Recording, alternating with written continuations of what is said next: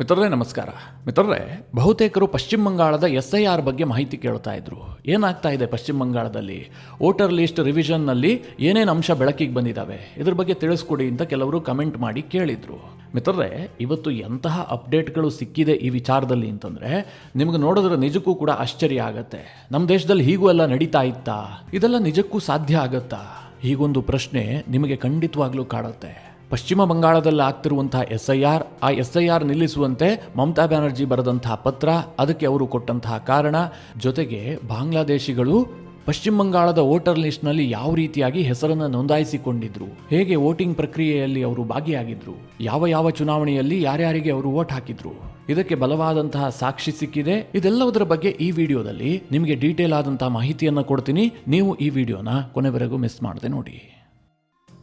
ಮಿತ್ರರೇ, ಬಿಹಾರದಲ್ಲಿ ಚುನಾವಣೆ ನಡೆಯೋದಕ್ಕೆ ಕೆಲವೇ ತಿಂಗಳ ಮುಂಚೆ SIR ಪ್ರಕ್ರಿಯೆಯನ್ನು ಚುನಾವಣಾ ಆಯೋಗ ಆರಂಭಿಸಿತು.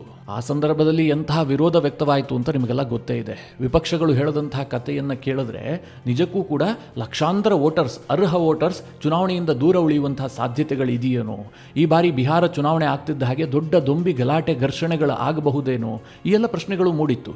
ಯಾಕೆ ಅಂತಂದರೆ ನಿಜವಾಗ್ಲೂ ಯಾರು ವೋಟ್ ಹಾಕೋದಕ್ಕೆ ಬಯಸ್ತಾರೋ ಅಂಥವರ ವೋಟಿಂಗ್ ಹಕ್ಕನ್ನು ಕಿತ್ತುಕೊಂಡಿದ್ದೆ ಆದರೆ ದೊಡ್ಡ ಗಲಾಟೆ ಆಗುತ್ತೆ ತಾನೆ. ಅವ್ರು ಯಾಕೆ ಸುಮ್ಮನೆ ಇರ್ತಾರೆ, ಹೊರ ಬಂದು ಪ್ರತಿಭಟಿಸ್ತಾರಲ್ವಾ? ಅಂತಹ ಗಲಾಟೆ ಘರ್ಷಣೆಗಳು ಆಗಬಹುದು ಅನ್ನುವಂಥ ನಿರೀಕ್ಷೆ ಇತ್ತು. ಆದರೆ ಬಿಹಾರ ಚುನಾವಣೆ ಅತ್ಯಂತ ಶಾಂತಿಯುತವಾಗಿ ನಡೀತು. ಒಂದೇ ಒಂದು ಸಹ ಅಂತಹ ಪ್ರಕರಣಗಳು ಬೆಳಕಿಗೆ ಬಂದಿಲ್ಲ. ಈಗ ಒಬ್ಬ ವ್ಯಕ್ತಿ ಮಹಾಗಠಬಂಧನ್ಗೆ ವೋಟ್ ಹಾಕಬೇಕು ಅಂತ ಮತಗಟ್ಟೆಗೆ ಬಂದಿರ್ತಾನೆ, ಆದರೆ ವೋಟರ್ ಲಿಸ್ಟ್ನಲ್ಲಿ ಆತನ ಹೆಸರೇ ಇರೋದಿಲ್ಲ. ಈ ರೀತಿಯ ಪ್ರಕರಣಗಳು ಎಲ್ಲೂ ಕೂಡ ವರದಿಯಾಗಿಲ್ಲ. ಅಂದರೆ 100ಕ್ಕೆ 100ರಷ್ಟು ಯಶಸ್ವಿಯಾಗಿ ಬಿಹಾರದಲ್ಲಿ SIR ಅನ್ನು ಚುನಾವಣಾ ಆಯೋಗ ಮಾಡಿ ಮುಗಿಸಿದೆ. ಆ ಹುಮ್ಮಸ್ಸಿನಲ್ಲಿದ್ದಂತಹ ಚುನಾವಣಾ ಆಯೋಗ ಈ SIR ಅನ್ನು ಮತ್ತು 12 ರಾಜ್ಯಗಳಿಗೆ ವಿಸ್ತರಣೆ ಮಾಡೋದಕ್ಕೆ ನಿರ್ಧಾರ ಮಾಡಿತು. 9 ರಾಜ್ಯಗಳು, 3 ಕೇಂದ್ರಾಡಳಿತ ಪ್ರದೇಶಗಳು, ಮುಖ್ಯವಾಗಿ ಛತ್ತೀಸ್ಗಢ, ಗೋವಾ, ಗುಜರಾತ್, ಕೇರಳ, ಮಧ್ಯಪ್ರದೇಶ, ರಾಜಸ್ಥಾನ, ತಮಿಳುನಾಡು, ಉತ್ತರ ಪ್ರದೇಶ ಮತ್ತು ವೆಸ್ಟ್ ಬೆಂಗಾಲ್, ಹಾಗೆ ಅಂಡಮಾನ್ ನಿಕೋಬಾರ್, ಲಕ್ಷದ್ವೀಪ ಮತ್ತು ಪುದುಚೇರಿ, ಈ 3 ಕೇಂದ್ರಾಡಳಿತ ಪ್ರದೇಶದಲ್ಲೂ ಕೂಡ ಸದ್ಯ SIR ನಡೀತಾ ಇದೆ. ಇದು ಬಹಳ ದೊಡ್ಡ ಡ್ರೈವ್. ಯಾಕೆ ಗೊತ್ತಾ? 51 ಕೋಟಿ ವೋಟರ್ಸ್ ಈ SIR ಪ್ರಕ್ರಿಯೆಯಲ್ಲಿ ಭಾಗಿಯಾಗ್ತಾರೆ, ಅದಕ್ಕೆ ಒಳಪಡ್ತಾರೆ. ಚುನಾವಣಾ ಆಯೋಗ ನವೆಂಬರ್ 4ರಿಂದಲೇ ಈ SIR ಪ್ರಕ್ರಿಯೆಯನ್ನು ಆರಂಭಿಸಿದೆ.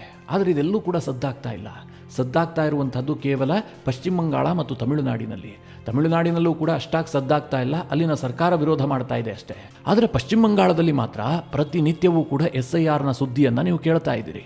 ದೇಶದ ನಂಬರ್ 1 ಜನಸಂಖ್ಯೆ ಹೊಂದಿರುವಂತಹ ಉತ್ತರ ಪ್ರದೇಶದಲ್ಲಿ SIR ಪ್ರಕ್ರಿಯೆ ಆರಂಭಗೊಂಡಿದ್ರೂ ಕೂಡ ಅಲ್ಲೇನೂ ಈ ವಿಚಾರ ಹೆಚ್ಚು ಸದ್ದು ಮಾಡ್ತಾ ಇಲ್ಲ. ವೆಸ್ಟ್ ಬೆಂಗಾಲ್ನಲ್ಲಿ ಪ್ರತಿನಿತ್ಯವೂ ಕೂಡ ಈ SIRನ ಕುರಿತಾಗಿ ದೊಡ್ಡ ಮಟ್ಟದ ರಾಜಕೀಯ ನಡೀತಾ ಇದೆ. ಇಲ್ಲಿ ಕರ್ನಾಟಕದಲ್ಲಿ ಕುಳಿತಂಥವರಿಗೆ ಕೆಲವರಿಗೆ ಏನನ್ಸುತ್ತೆ ಗೊತ್ತಾ? ಬಹುಶಃ ಏಪ್ರಿಲ್ ಮೇನಲ್ಲಿ ಪಶ್ಚಿಮ ಬಂಗಾಳದಲ್ಲಿ ಚುನಾವಣೆ ನಡೀಬಹುದಲ್ವಾ? ಆಗ BJP ದೊಡ್ಡ ಗುರಿಯನ್ನು ಇಟ್ಟುಕೊಂಡಿದೆ. ಅದಕ್ಕೋಸ್ಕರವಾಗಿ ಅಲ್ಲಿ ವೋಟರ್ ಲಿಸ್ಟ್ನಲ್ಲಿ ಏನಾದರೂ ಗಡ್ಬಡ್ ಮಾಡೋದಕ್ಕೋಸ್ಕರವಾಗಿ ಈ SIR ಅನ್ನು ಮಾಡಲಾಗ್ತಾ ಇದೆಯೇನೋ, ಮಮತಾ ಬ್ಯಾನರ್ಜಿ ಹೇಳ್ತಾ ಇರೋದರಲ್ಲಿ ಸತ್ಯ ಇದೆಯೇನೋ, ಈ ರೀತಿಯಾಗಿ ಕೆಲವರಿಗೆ ಅನುಮಾನ ಬಂದಿರಬಹುದು. ಕಾರಣ ಏನು ಕೇಳಿದ್ರೆ ಆ ಮಟ್ಟಿಗೆ ಬಂಗಾಳದಲ್ಲಿ SIR ವಿರುದ್ಧವಾಗಿ ರಾಜಕೀಯ ನಡೀತಾ ಇದೆ. ಆದರೆ ವಾಸ್ತವತೆ ಏನು ಗೊತ್ತಾ? ಯಾವಾಗ ಈ SIR ಪ್ರಕ್ರಿಯೆ ಪಶ್ಚಿಮ ಬಂಗಾಳದಲ್ಲಿ ಆರಂಭಗೊಳ್ತೋ ತಕ್ಷಣ ಪಶ್ಚಿಮ ಬಂಗಾಳದಲ್ಲಿ ನೆಲೆಸಿರುವಂತಹ ಅಕ್ರಮ ಬಾಂಗ್ಲಾ ವಲಸಿಗರು ದೇಶ ಬಿಟ್ಟು ಓಡೋದಕ್ಕೆ ಶುರು ಮಾಡಿದ್ದಾರೆ. ಪ್ರತಿನಿತ್ಯವೂ ಕೂಡ ಸಾವಿರಾರು ಸಂಖ್ಯೆಯಲ್ಲಿ ಪಶ್ಚಿಮ ಬಂಗಾಳದಿಂದ ಬಾಂಗ್ಲಾದೇಶಕ್ಕೆ ವಲಸೆ ಹೋಗ್ತಾ ಇದ್ದಾರೆ. ನನಗನ್ಸುತ್ತೆ ಇದೇನು ದೊಡ್ಡ ವಿಚಾರ ಅಲ್ಲ ಅಂತ. ಯಾಕೆಂದರೆ ನಿಮಗೆ ಗೊತ್ತಿತ್ತು, ಪಶ್ಚಿಮ ಬಂಗಾಳದಲ್ಲಿ ಬಹಳ ದೊಡ್ಡ ಪ್ರಮಾಣದಲ್ಲಿ ಬಾಂಗ್ಲಾದೇಶದ ಅಕ್ರಮ ವಲಸಿಗರಿದ್ದಾರೆ. ಒಂದು ವೇಳೆ ಈ ದೇಶದಲ್ಲಿ NRC ಜಾರಿಯಾದರೆ ಅಥವಾ SIR ಅನ್ನು ಬಹಳ ತೀವ್ರಗತಿಯಲ್ಲಿ ಮಾಡಿದ್ದೇ ಆದರೆ ಇವರೆಲ್ಲರೂ ಕೂಡ ದೇಶ ಬಿಟ್ಟು ಹೋಗುವಂಥ ಸನ್ನಿವೇಶ ನಿರ್ಮಾಣ ಆಗುತ್ತೆ ಎನ್ನುವಂಥ ಊಹೆ ಇತ್ತು. ಯಾಕೆ ಅಂತಂದರೆ ಅಕ್ರಮ ಬಾಂಗ್ಲಾ ವಲಸಿಗರಿಗೆ ಒಂದು ಒತ್ತಡ ಕ್ರಿಯೇಟ್ ಆಗುತ್ತೆ.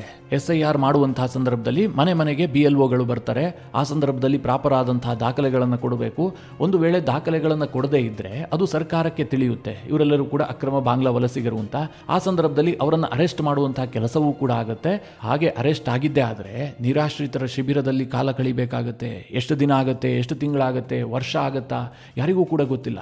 ಅಂದರೆ ದೊಡ್ಡ ಸಂಕಷ್ಟಕ್ಕೆ ನಾವು ಸಿಕ್ಕಾಕೊಳ್ತೀವಿ ಅನ್ನುವಂತಹ ಆತಂಕ ಅಕ್ರಮ ಬಾಂಗ್ಲಾ ವಲಸಿಗರಿಗೆ ಕಾಡ್ತಾ ಇದೆ. ಇದೇ ಕಾರಣದಿಂದ ಅವರು SIR ಪ್ರಕ್ರಿಯೆ ಆರಂಭಗೊಳ್ತಿದ್ದಂತೆ ಪಶ್ಚಿಮ ಬಂಗಾಳವನ್ನು ಬಿಟ್ಟು ಬಾಂಗ್ಲಾದೇಶಕ್ಕೆ ಓಡ ಹೋಗೋದಕ್ಕೆ ಎಲ್ಲ ರೀತಿಯಲ್ಲೂ ಯತ್ನ ಮಾಡ್ತಾ ಇದ್ದಾರೆ. ನಮ್ಮ BSF ಸಿಬ್ಬಂದಿಯೂ ಕೂಡ ಗಡಿಯಲ್ಲಿ ಅವರನ್ನು ತಡೀತಾ ಇಲ್ಲ. ಹೋಗೋರು ಹೋಗಲಿ ಅಂತೇಳಿ ಅವರಿಗೆ ಯಾವುದೇ ರೀತಿಯಲ್ಲೂ ತಡೆ ಒಡ್ಡುತ್ತಾ ಇಲ್ಲ. ಅಂದರೆ ಪಶ್ಚಿಮ ಬಂಗಾಳದಲ್ಲಿ ಸ್ವಚ್ಛ ಭಾರತ ಅಭಿಯಾನ ನಡೀತಾ ಇದೆ ಅಂತಂದರೆ ಯಾವುದೇ ರೀತಿಯಲ್ಲೂ ತಪ್ಪಾಗಲಿಕ್ಕಿಲ್ಲ. ಯಾಕೆಂತಂದರೆ ಇದು ಕೇಂದ್ರ ಸರ್ಕಾರಕ್ಕೆ ಗೊತ್ತಿತ್ತು, ಬಹಳ ದೊಡ್ಡ ಪ್ರಮಾಣದಲ್ಲಿ ಪಶ್ಚಿಮ ಬಂಗಾಳದಲ್ಲಿ ಅಕ್ರಮ ಬಾಂಗ್ಲಾ ವಲಸಿಗರಿದ್ದಾರೆ. SIR ಮಾಡುವಂತಹ ಸಂದರ್ಭದಲ್ಲಿ ಅವರೆಲ್ಲರೂ ಕೂಡ ದೇಶ ಬಿಡುವಂತಹ ಸಾಧ್ಯತೆಗಳಿದ್ದಾವೆ ಅಂತ. ಹೀಗಾಗಿ ಅವ್ರನ್ನೆಲ್ಲ ಈಗ ಹಿಡಿದು ಅರೆಸ್ಟ್ ಮಾಡಿ ಕೂರಿಸೋದಕ್ಕೆ ಕೇಂದ್ರ ಸರ್ಕಾರ ಕೂಡ ಹೋಗ್ತಾ ಇಲ್ಲ. ಯಾಕೆಂದರೆ ಬಹಳ ದೊಡ್ಡ ಸಮಸ್ಯೆ ಆಗುತ್ತೆ. 2016ರಲ್ಲಿ ಕೇಂದ್ರ ಸರ್ಕಾರವೇ ಕೊಟ್ಟಂತಹ ಡೇಟಾದ ಪ್ರಕಾರ ಅಕ್ರಮ ಬಾಂಗ್ಲಾ ವಲಸಿಗರು ಭಾರತ ದೇಶದಲ್ಲಿ 2 ಕೋಟಿಗೂ ಹೆಚ್ಚು ಮಂದಿ ಇದ್ದಾರೆ ಅಂತ ಹೇಳಲಾಗ್ತಾ ಇತ್ತು. ಅಷ್ಟೆಲ್ಲ ಜನರನ್ನು ಹಿಡಿದು ಯಾವ ಜೈಲಿಗೆ ಹಾಕೋಣ? ಹೀಗಾಗಿ ಹೋಗುವಂಥವರು ಸ್ವಇಚ್ಛೆಯಿಂದ ಹೋಗ್ತಾ ಇದ್ದಾರಲ್ಲ, ಅವರಿಗೆ ಮುಕ್ತವಾಗಿ ಅವಕಾಶವನ್ನು ಕಲ್ಪಿಸಲಾಗ್ತಾ ಇದೆ. ಮಿತ್ರರೇ, ವಿಚಾರ ಇರೋದು ಇದಲ್ಲ. ಹೀಗೆ ಅಕ್ರಮ ವಲಸಿಗರು ದೇಶ ಬಿಟ್ಟು ಓಡ್ ಹೋಗ್ತಾ ಇದ್ದಾರಲ್ಲ, ಅವರನ್ನ ತಡೆದು ಮಾತನಾಡಿಸುವಂತಹ ಕೆಲಸವನ್ನ ನಮ್ಮ ಮಾಧ್ಯಮದ ಪತ್ರಕರ್ತರು ಮಾಡ್ತಾ ಇದ್ದಾರೆ. ಈ ವೇಳೆ ಕೆಲವೊಂದು ಅಂಶಗಳು ಬೆಳಕಿಗೆ ಬಂದಿದಾವಲ್ಲ, ಇದು ದೇಶವನ್ನೇ ಬೆಚ್ಚಿ ಬೀಳಿಸಿದೆ. ಈ ಬಗ್ಗೆ ನಾನು ನಿಮಗೆ ಒಂದು ಉದಾಹರಣೆಯನ್ನು ಕೊಡ್ತೀನಿ. ಒಂದಲ್ಲ 10 ನೂರಾರು ಉದಾಹರಣೆಗಳನ್ನು ಬೇಕಾದರೂ ಕೊಡಬಹುದು. ಆದರೆ DD ನ್ಯೂಸ್ನಲ್ಲಿ ಪ್ರಕಟಗೊಂಡಿರುವಂಥ ಒಂದು ರಿಪೋರ್ಟನ್ನು ನಿಮಗೆ ತಿಳಿಸ್ಕೊಡ್ತೀನಿ. ಆ ವರದಿ ಏನು ಕೇಳಿದ್ರೆ, ಪಶ್ಚಿಮ ಬಂಗಾಳದ ಉತ್ತರ 24 ಪರಗಣ ಜಿಲ್ಲೆ ಏನಿದೆ, ಅಲ್ಲಿ ಬಹಳ ದೊಡ್ಡ ಸಂಖ್ಯೆಯಲ್ಲಿ ಅಕ್ರಮ ಬಾಂಗ್ಲಾ ವಲಸಿಗರು ತಮ್ಮ ದೇಶಕ್ಕೆ ವಾಪಸ್ ಹೊರಟು ನಿಂತಿದ್ರು. ಅಲ್ಲಿಗೆ ಹೋದಂತಹ ಒಬ್ಬ ಪತ್ರಕರ್ತ ಆ ಗುಂಪಿನ ಕೆಲ ವ್ಯಕ್ತಿಗಳನ್ನು ಮಾತನಾಡಿಸುವಂತಹ ಪ್ರಯತ್ನ ಮಾಡ್ತಾನೆ. ಅದರಲ್ಲಿ ಮೀಟು ಮುಲ್ಲಾಹ್ ಎಂಬಂತಹ ಒಬ್ಬ ಬಾಂಗ್ಲಾದೇಶದ ವ್ಯಕ್ತಿ ಆ ಪತ್ರಕರ್ತನ ಜೊತೆಗೆ ಮುಕ್ತವಾಗಿ ಮಾತನಾಡಿದ್ದಾನೆ. ಆತ ಏನು ಹೇಳಿದಾನೆ ಅಂತಂದ್ರೆ, ಕಳೆದ 8 ವರ್ಷಗಳಿಂದ ನಾವು ಕೋಲ್ಕತ್ತಾ ಬಳಿಯಲ್ಲಿ ವಾಸ ಮಾಡ್ತಾ ಇದ್ವಿ. ಒಬ್ಬ ದಲ್ಲಾಳಿಯ ಸಹಾಯದಿಂದಾಗಿ ನಾನು ಭಾರತಕ್ಕೆ ಎಂಟ್ರಿ ಪಡೆದೆ. ನಂತರ ಇಲ್ಲೇ ಕೆಲಸ ಮಾಡಿಕೊಂಡು ಜೀವನವನ್ನು ಸಾಗಿಸ್ತಾ ಇದ್ದೆ. ಈ ಸಂದರ್ಭದಲ್ಲಿ ತೃಣಮೂಲ ಕಾಂಗ್ರೆಸ್ನ ಕೆಲ ನಾಯಕರು, ಲೋಕಲ್ ನಾಯಕರು ಬಂದು ನನಗೆ ವೋಟರ್ ಕಾರ್ಡನ್ನು ಕೂಡ ಮಾಡಿಸಿಕೊಟ್ಟಿದ್ದಾರೆ. ನನ್ನ ಬಳಿಯಲ್ಲಿ ವೋಟರ್ ಕಾರ್ಡ್ ಇದೆ. ನಾನು 2021, 2024 ಚುನಾವಣೆಯಲ್ಲಿ ಮತದಾನವನ್ನು ಕೂಡ ಮಾಡಿದ್ದೀನಿ ಅಂತ ಆತ ಸ್ಟೇಟ್ಮೆಂಟ್ ಕೊಡ್ತಾನೆ. ಆಗ ಅಲ್ಲಿದ್ದಂತಹ ಪತ್ರಕರ್ತ ಅವಾಕ್ಕಾಗ್ಬಿಡ್ತಾನೆ. ಈತ ಬಾಂಗ್ಲಾದೇಶದವನು, ನಾನು ಬಾಂಗ್ಲಾದೇಶಕ್ಕೆ ಹೊರಟಿದ್ದೀನಿ ಅಂತ ಹೇಳ್ತಾ ಇದ್ದಾನೆ, ಅಕ್ರಮವಾಗಿ ಭಾರತಕ್ಕೆ ಬಂದಿದ್ದು ಅಂತ. ಇದಲ್ಲದೆ ವೋಟಿಂಗ್ ಕಾರ್ಡ್ ಬೇರೆ ತೋರಿಸ್ತಾ ಇದ್ದಾನೆ, ವೋಟ್ ಮಾಡಿದ್ದೀನಿ ಅಂತ ಹೇಳ್ತಾ ಇದ್ದಾನಲ್ಲ. ಆಗ ಪತ್ರಕರ್ತ ಪ್ರಶ್ನೆ ಕೇಳ್ತಾನೆ, ಯಾವ ಪಕ್ಷಕ್ಕೆ ವೋಟ್ ಮಾಡಿದ್ದೀನಿ ನೀನು ಅಂತ. ನಾನು TMCಗೆ ವೋಟ್ ಮಾಡಿದ್ದು ಅಂತ ಆತ ಓಪನ್ ಆಗಿ ಸ್ಟೇಟ್ಮೆಂಟ್ ಕೊಟ್ಟಿದ್ದಾನೆ. ಮಿತ್ರರೇ, ಇದು ಒಬ್ಬ ಮೀಟು ಮುಲ್ಲಾಹನ ಕಥೆಯಲ್ಲ. ಹೀಗೆ ಬಂದಂತಹ ಅನೇಕ ಅಕ್ರಮ ಬಾಂಗ್ಲಾ ವಲಸಿಗರಿಗೆ ಪಶ್ಚಿಮ ಬಂಗಾಳದಲ್ಲಿ ವೋಟರ್ ಕಾರ್ಡ್ಗಳನ್ನು ಮಾಡಿಸಿಕೊಡಲಾಗಿದೆ. ಮಿತ್ರರೇ, ಈ ಸಂದರ್ಭದಲ್ಲಿ ಇನ್ನೊಂದು ಮಾತನ್ನು ಕೂಡ ಹೇಳಲೇಬೇಕು. ಇದನ್ನೆಲ್ಲ ಕೇಳದಂತಹ ಸಂದರ್ಭದಲ್ಲಿ ಮಮತಾ ಬ್ಯಾನರ್ಜಿ ಮತ್ತು ಅವರ ಪಕ್ಷ ರಾಷ್ಟ್ರದ್ರೋಹದ ಕೆಲಸವನ್ನ ಮಾಡಿದೆ, ಇದು ನಿಜಕ್ಕೂ ಕೂಡ ದೇಶದ್ರೋಹ ಅಂತ ನಿಮಗೆ ಅನಿಸುತ್ತೆ. ಹಾಗಾದ್ರೆ ಕೇವಲ ಮಮತಾ ಬ್ಯಾನರ್ಜಿ ಅವರು ಮಾತ್ರ ಕಾರಣವಾ? ನನ್ನ ವೈಯಕ್ತಿಕ ಅಭಿಪ್ರಾಯದ ಪ್ರಕಾರ ಕೇವಲ ಮಮತಾ ಬ್ಯಾನರ್ಜಿ ಅವರು ಮಾತ್ರ ಕಾರಣ ಅಲ್ಲ, ಕೇಂದ್ರ ಸರ್ಕಾರವೂ ಕೂಡ ಇದಕ್ಕೆ ಹೊಣೆಗಾರಿಕೆಯನ್ನು ಹೊರಲೇಬೇಕು. ಅದು ಹೇಗೆ ಅಂತ ಹೇಳ್ತೀನಿ ಕೇಳಿ. ಇವತ್ತು ಬಾರ್ಡರ್ ವಿಚಾರವನ್ನು ನೋಡಿಕೊಳ್ಳುವಂತಹದ್ದು ಯಾರು? ಕೇಂದ್ರ ಸರ್ಕಾರ ತಾನೆ. ಅದರಲ್ಲಿ ರಾಜ್ಯ ಸರ್ಕಾರದ್ದು ಯಾವುದೇ ಪಾತ್ರ ಇಲ್ಲಪ್ಪ. ಅಂದ್ರೆ ಒಳನುಸುಳುವಿಕೆಯನ್ನು ತಡೆಯುವಂತಹ ಜವಾಬ್ದಾರಿ ಕೇಂದ್ರ ಸರ್ಕಾರದ ಬಳಿಯಲ್ಲಿದೆ. ಜೊತೆಗೆ ನಾಗರಿಕತ್ವವನ್ನು ಕೊಡುವಂತಹ ಅಧಿಕಾರ ಯಾರದ್ದು? ಕೇಂದ್ರ ಸರ್ಕಾರದ್ದು ತಾನೆ. ಹೀಗಿರುವಂತಹ ಸಂದರ್ಭದಲ್ಲಿ ಅಕ್ರಮ ಬಾಂಗ್ಲಾ ವಲಸಿಗರಿಗೆ ಪಶ್ಚಿಮ ಬಂಗಾಳದಲ್ಲಿ ವೋಟರ್ ಲಿಸ್ಟ್ಗೆ ಸೇರಿಸಲಾಗ್ತಾ ಇದೆ, ಅವರಿಗೆ ಆಧಾರ್ ಕಾರ್ಡ್ಗಳನ್ನು ಮಾಡಿಸಿಕೊಡಲಾಗ್ತಾ ಇದೆ. ಆ ಎಲ್ಲ ಅಕ್ರಮ ಬಾಂಗ್ಲಾ ವಲಸಿಗರು ಮತದಾನ ಪ್ರಕ್ರಿಯೆಯಲ್ಲಿ ಭಾಗಿಯಾಗಿದ್ದಾರೆ ಅಂತಂದ್ರೆ ಇಲ್ಲಿ ಕೇಂದ್ರ ಸರ್ಕಾರದ ಲೋಪವೂ ಕೂಡ ಬಹಳ ದೊಡ್ಡ ಮಟ್ಟಿಗಿದೆ. ಯಾವ ರೀತಿಯಾಗಿ ಕೇಂದ್ರ ಸರ್ಕಾರ ಇಲ್ಲಿ ಲೋಪ ಮಾಡಿದೆ ಗೊತ್ತಾ? 2016ರಲ್ಲೇ ಇವರು ಸ್ಟೇಟ್ಮೆಂಟ್ ಕೊಡ್ತಾರೆ, 2 ಕೋಟಿ ಅಕ್ರಮ ಬಾಂಗ್ಲಾ ವಲಸಿಗರು ಭಾರತದಲ್ಲಿದ್ದಾರೆ ಅಂತ. ಕೇಂದ್ರ ಸರ್ಕಾರವೇ ಆ ಸ್ಟೇಟ್ಮೆಂಟ್ ಅನ್ನು ಕೊಟ್ಟು 9 ವರ್ಷ ಕಳೆದಿದೆ. ಹಾಗಾದ್ರೆ ಕೇಂದ್ರ ಸರ್ಕಾರ ಏನು ಕ್ರಮ ಕೈಗೊಂಡಿದೆ? ಅವರನ್ನು ಹೊರಹಾಕುವಂತಹ ಕೆಲಸ ಆಗಬೇಕಿತ್ತು ತಾನೇ? ಆಗಿಲ್ಲ. ಎರಡನೇದಾಗಿ, ಪಶ್ಚಿಮ ಬಂಗಾಳದಲ್ಲಿ ಅಕ್ರಮ ನಡೀತಿರುವಂತಹ ವಿಚಾರ ಕೇಂದ್ರ ಸರ್ಕಾರದ ಗಮನಕ್ಕೆ ಬಂದಿಲ್ವಾ? ಅಥವಾ ಈ ವಿಚಾರ ಗೊತ್ತಿದ್ರೂ ಕೂಡ ಇದೇನು ದೊಡ್ಡ ವಿಚಾರ ಅಲ್ಲ ಅಂತ ಸುಮ್ಮನೆ ಇದ್ರಾ?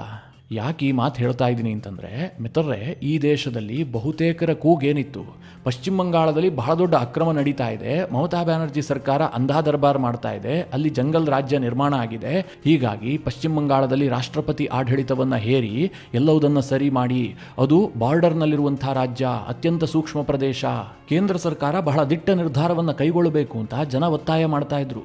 ಸಂದೇಶ್ ಖಾಲಿ ಪ್ರಕರಣ, ಆರ್ಜಿಕರ್ ಮೆಡಿಕಲ್ ಕಾಲೇಜ್ ಪ್ರಕರಣ, ಎರಡ ಅನೇಕ ಪ್ರಕರಣಗಳಾದರೂ ಕೂಡ ಕೇಂದ್ರ ಸರ್ಕಾರ ಪಶ್ಚಿಮ ಬಂಗಾಳ ಸರ್ಕಾರದ ವಿರುದ್ಧ ಯಾವುದೇ ಕ್ರಮ ಕೈಗೊಳ್ಳದೇ ಇರೋದಿದೆಯಲ್ಲ, ಇದೇ ಮಹಾ ಅಪರಾಧ.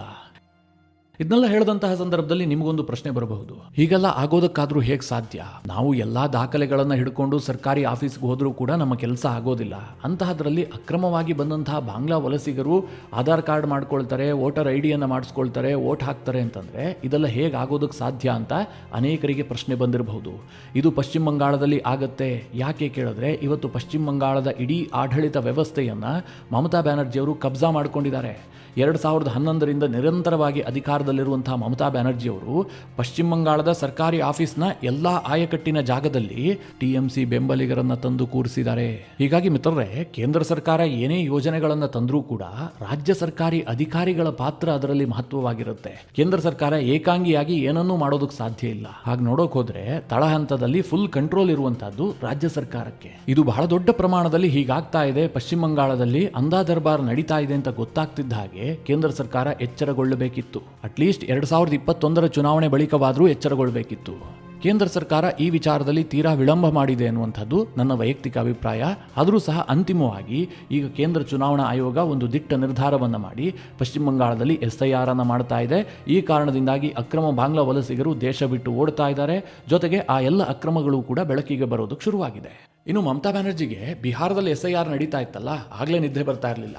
ಅದು ಅಲ್ಲದೆ ಪಶ್ಚಿಮ ಬಂಗಾಳದಲ್ಲೇ SIR ಅನ್ನು ಘೋಷಣೆ ಮಾಡಿದ ಬಳಿಕವಂತೂ ಅವರು ಬಟ್ಟೆಯಲ್ಲಿ ಕಿಡಿಬಿದ್ದಂತೆ ಆಡ್ತಾ ಇದ್ದಾರೆ. ಈಗ ಮಮತಾ ಬ್ಯಾನರ್ಜಿ ಅವರು ಚುನಾವಣಾ ಆಯೋಗಕ್ಕೆ ಒಂದು ಲೆಟರ್ ಬರೆದಿದ್ದಾರೆ. ಆ ಲೆಟರ್ನಲ್ಲಿ ಮಮತಾ ಏನು ಹೇಳಿದ್ದಾರೆ ಅಂತಂದ್ರೆ, ಈ ತಕ್ಷಣವೇ ಪಶ್ಚಿಮ ಬಂಗಾಳದಲ್ಲಿ SIR ಅನ್ನು ನಿಲ್ಲಿಸಿ. ಯಾಕೆ ಕೇಳಿದ್ರೆ, ಪಶ್ಚಿಮ ಬಂಗಾಳದಲ್ಲಿ SIR ಅನ್ನು ಮಾಡಬೇಕು ಅಂತಂದ್ರೆ ಕನಿಷ್ಠ 3 ವರ್ಷಗಳ ಕಾಲಾವಕಾಶ ಬೇಕು. ನೀವು 3 ತಿಂಗಳಲ್ಲಿ ಮಾಡ್ತಾ ಇದ್ದೀರಿ. ಇದು ಆತುರದಲ್ಲಿ ಮಾಡ್ತಾ ಇರುವಂತಹ SIR. ಇದರಿಂದಾಗಿ BLOಗಳ ಮೇಲೆ ಒತ್ತಡ ಕ್ರಿಯೇಟ್ ಆಗ್ತಾ ಇದೆ. BLOಗಳು ಆತ್ಮಹತ್ಯೆಯ ದಾರಿಯನ್ನು ಹಿಡಿತಾ ಇದ್ದಾರೆ. ಸರಿಯಾದಂತಹ ಅಂಕಿಅಂಶಗಳನ್ನು ಅವರಿಗೆ ಸಂಗ್ರಹ ಮಾಡೋದಕ್ಕೆ ಸಾಧ್ಯ ಆಗ್ತಾ ಇಲ್ಲ. ಹೀಗಾಗಿ ಈ ತಕ್ಷಣವೇ SIR ಅನ್ನು ನಿಲ್ಲಿಸಿ ಅಂತ ಹೇಳಿ ಮುಖ್ಯ ಚುನಾವಣಾ ಆಯುಕ್ತರಿಗೆ ಮಮತಾ ಬ್ಯಾನರ್ಜಿ ಪತ್ರ ಬರೆದಿದ್ದಾರೆ. ಅಂದ್ರೆ ಮಿತ್ರರೇ, ಈ SIR ಅನ್ನು ನಿಲ್ಲಿಸಬೇಕು ಅಂತ ಮಮತಾ ಬ್ಯಾನರ್ಜಿ ಅವರು ಹಗಲು ರಾತ್ರಿ ಪ್ರಯತ್ನ ಮಾಡ್ತಾ ಇದ್ದಾರೆ. ಯಾಕೆ ಅಂತ ನಿಮಗೆಲ್ಲ ಗೊತ್ತಿದೆಯಲ್ಲ. ಈಗ ತಾನೇ ಮೀಟು ಮುಲ್ಲಾಹನ ಕತೆ ಹೇಳೋದ್ನಲ್ಲ, ಅಂತಹ ಲಕ್ಷಾಂತರ ಮೀಟು ಮುಲ್ಲಾಹಗಳು ಪಶ್ಚಿಮ ಬಂಗಾಳದಾದ್ಯಂತ ಇದ್ದಾರೆ. ಆ ಓಟ್ಗಳು ಕಟ್ಟಾಗ್ಬಿಟ್ರೆ ಈ ಬಾರಿ ಅಧಿಕಾರಕ್ಕೆ ಬರೋದು ಹೇಗೆ? ಮಿತ್ರರೇ, ಬಾಂಗ್ಲಾದೇಶ ಮತ್ತು ಭಾರತದ ಗಡಿಭಾಗದಲ್ಲಿ ನಡೀತಾ ಇರುವಂತಹ ಕೆಲವೊಂದಷ್ಟು ಬೆಳವಣಿಗೆಗಳನ್ನು ನೋಡಿದ್ರೆ 2026ರ ಆರಂಭದಲ್ಲಿ ಬಹಳ ದೊಡ್ಡದೇನಾದರೂ ನಡೆಯುತ್ತಾ? ಕೇಂದ್ರ ಸರ್ಕಾರ ಅಂತಹದೇನಾದರೂ ಪ್ಲಾನ್ ಮಾಡ್ತಾ ಇದೆಯಾ? ಈ ಒಂದು ಅನುಮಾನವೂ ಕೂಡ ಕಾಡ್ತಾ ಇದೆ. ಒಂದು ಕಡೆ SIR ಅದ್ರ ಪಾಡಿಗೆ ನಡೀತಾ ಇದೆ, ಯಾಕೆಂದ್ರೆ ಚುನಾವಣೆ ಇದೆ, ಅದನ್ನು ಬದಿಗಿಟ್ಟು ಬಿಡಿ. ಇನ್ನೊಂದು ಕಡೆಯಲ್ಲಿ ಗಮನಿಸಿ, ಅಸ್ಸಾಂನಲ್ಲೂ ಕೂಡ ಮುಂದಿನ ವರ್ಷ ಚುನಾವಣೆ ನಡೆಯುತ್ತೆ. ಅಂದ್ರೆ ಪಶ್ಚಿಮ ಬಂಗಾಳದಲ್ಲಿ ಯಾವಾಗ ಚುನಾವಣೆ ಆಗುತ್ತೋ ಅದೇ ಸಂದರ್ಭದಲ್ಲಿ ಅಸ್ಸಾಂನಲ್ಲೂ ಕೂಡ ಚುನಾವಣೆ ಆಗುತ್ತೆ. ಅಸ್ಸಾಂ ಸಹ ಬಾಂಗ್ಲಾದೇಶದೊಂದಿಗೆ ಗಡಿ ಹಂಚಿಕೊಂಡಿರುವಂತಹ ರಾಜ್ಯ. ಇದೆಲ್ಲದರ ನಡುವೆ ಫೆಬ್ರವರಿ ತಿಂಗಳಿನಲ್ಲೇ ಬಾಂಗ್ಲಾದೇಶದಲ್ಲೂ ಕೂಡ ಚುನಾವಣೆ ಮಾಡ್ತೀನಿ ಅಂತ ಮೊಹಮ್ಮದ್ ಯೂನಿಸ್ ಹೇಳಿಕೆಯನ್ನು ಕೊಟ್ಟಿದ್ದಾನೆ. ಸದ್ಯ ಶೇಖ್ ಹಸೀನಾ ವಿಚಾರದಲ್ಲಿ ಬಾಂಗ್ಲಾದೇಶ ಮತ್ತು ಭಾರತದ ನಡುವಿನ ಕಿತ್ತಾಟ ತಾರಕಕ್ಕೆ ಹೋಗ್ತಾ ಇದೆ. ಭಾರತ ಯಾವುದೇ ಕಾರಣಕ್ಕೂ ಕೂಡ ಶೇಖ್ ಹಸೀನಾರನ್ನ ಹಸ್ತಾಂತರ ಮಾಡುವಂತ ಮನಸ್ಸನ್ನ ಹೊಂದಿಲ್ಲ. ಆದ್ರೆ ಬಾಂಗ್ಲಾದೇಶ ಏನ್ ಮಾಡ್ತಾ ಇದೆ, ಶೇಖ್ ಹಸೀನಾರನ್ನ ಬಾಂಗ್ಲಾದೇಶಕ್ಕೆ ಕರೆತಂದು ಚುನಾವಣೆಗೆ ಮುಂಚೆ ಅವರನ್ನ ಹ್ಯಾಂಗ್ ಮಾಡಬೇಕು ಅನ್ನುವಂತಹ ಲೆಕ್ಕಾಚಾರದಲ್ಲಿ ಮೊಹಮ್ಮದ್ ಯೂನಿಸ್ ಸರ್ಕಾರ ಇದೆ. ಈ ಎಲ್ಲ ಡಾಟ್ಗಳನ್ನು ಕನೆಕ್ಟ್ ಮಾಡ್ತಾ ಇದ್ರೆ 2026ರ ಆರಂಭದಲ್ಲಿ ಭಾರತ ಮತ್ತು ಬಾಂಗ್ಲಾದ ನಡುವೆ ಏನಾದರೂ ನಡಿಬಹುದಾ? ಹೀಗೊಂದು ಅನುಮಾನ ಬರ್ತಾ ಇದೆ. ಒಟ್ಟಿನಲ್ಲಿ ಮಿತ್ರರೇ, ಪಶ್ಚಿಮ ಬಂಗಾಳದಲ್ಲಿ ಈ SIR ಕಂಪ್ಲೀಟ್ ಆಗುವ ವೇಳೆಗೆ ಇನ್ನೂ ಅನೇಕ ಇಂಟ್ರೆಸ್ಟಿಂಗ್ ವಿಚಾರಗಳು ಹೊರಗೆ ಬರ್ತವೆ. ನೀವು ಊಹೆನೂ ಮಾಡೋದಕ್ಕೆ ಸಾಧ್ಯ ಇಲ್ಲ. ಅಂತಹ ವಿಚಾರಗಳೆಲ್ಲ ಹೊರಗೆ ಬಂದರೂ ಬರಬಹುದು. ಈ ವೋಟ್ ಚೋರಿಯ ನಿಜ ಬಣ್ಣ 100% ಬಯಲಾಗತ್ತೆ. ಮಿತ್ರರೇ, ಈ ವಿಚಾರದ ಕುರಿತಾಗಿ ನಿಮ್ಮ ಅನಿಸಿಕೆ ಅಭಿಪ್ರಾಯಗಳೇನು? ಕಮೆಂಟ್ ಮಾಡುವ ಮೂಲಕ ನಮಗೆ ತಿಳಿಸಿ. ಹಾಗೆ ನಿಮಗೆ ಈ ವಿಡಿಯೋ ಇಷ್ಟವಾದರೆ ಲೈಕ್ ಮಾಡಿ. ಜೊತೆಗೆ ನೀವಿನ್ನೂ ನಿಮ್ಮ ನೆಚ್ಚಿನ ಸಂಸ್ಕಾರ ಸೌರಭ ಯೂಟ್ಯೂಬ್ ಚಾನಲ್ನ ಸಬ್ಸ್ಕ್ರೈಬ್ ಮಾಡಿಲ್ಲ ಅಂತಾದರೆ ಈ ಕೂಡಲೇ ಸಬ್ಸ್ಕ್ರೈಬ್ ಮಾಡಿ. ಮುಂದಿನ ಎಲ್ಲ ಅಪ್ಡೇಟ್ಗಳ ನೋಟಿಫಿಕೇಷನ್ಗಾಗಿ ಬೆಲ್ ಐಕಾನ್ ಒತ್ತಿ.